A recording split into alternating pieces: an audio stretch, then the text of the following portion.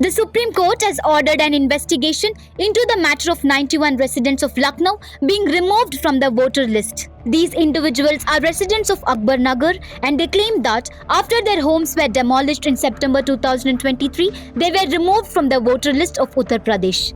The bench headed by Chief Justice Suryakant directed the District Electoral Officer of Lucknow to examine the residents' complaints and take appropriate action.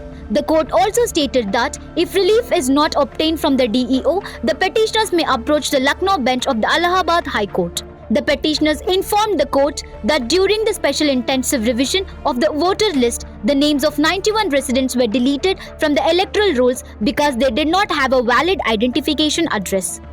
The petitioners are being led by Sana Parveen. She stated that they have been residing in Akbar Nagar for a long time, with several names included in the voter list since 2002, while the names of the younger residents were added later.